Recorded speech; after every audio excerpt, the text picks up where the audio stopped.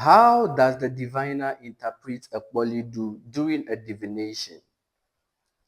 What is the secret behind their ability to identify the root cause of a person's problem and also come up with a perfect solution to that problem?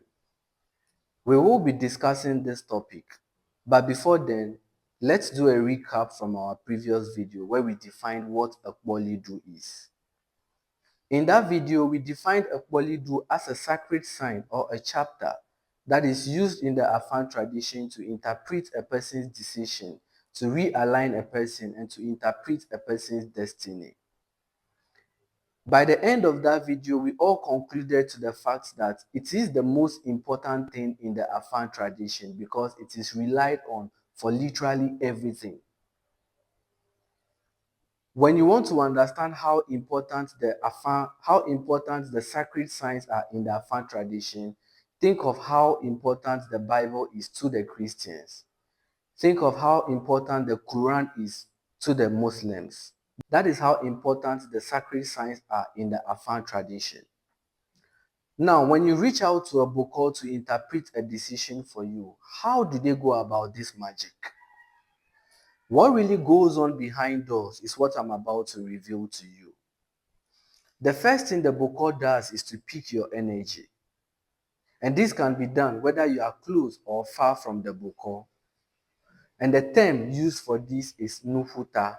After picking your energy, they summon all the energies that witnessed your creation and also summon all the energies that they are connected to guide them into identifying the cause of your problem and also identify the perfect solution to it for them. So that is what really goes on behind us. Now, when they pick your energy, they then cast the Gumaga.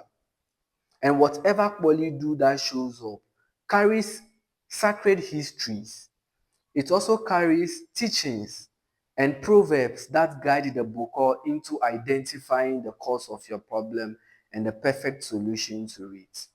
For example, say you are going for a funeral and you reach out to a Bokor or a priest to interpret that decision you've made for yourself.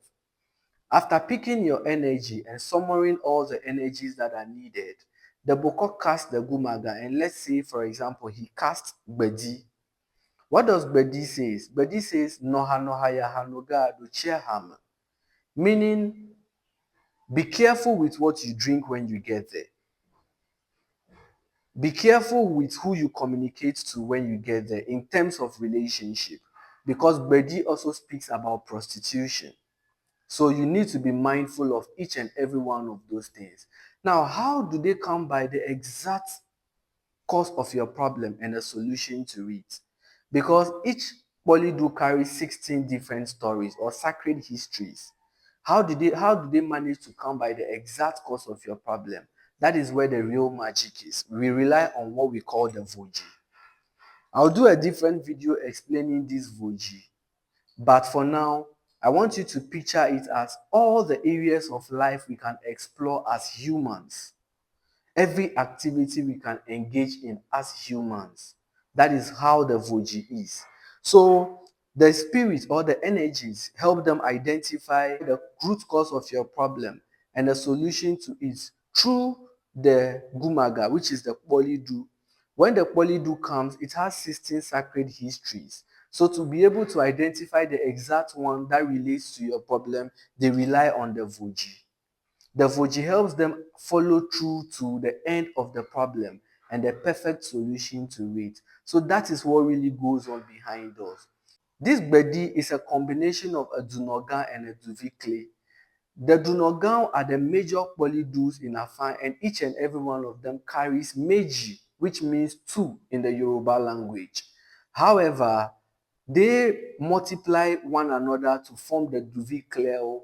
So the Bedi is a combination of Bemeji and Dimeji. I'll do a different video explaining those ones into detail. Thank you all for your time and your attention. Stay tuned and let's study Afan together. Bye for now.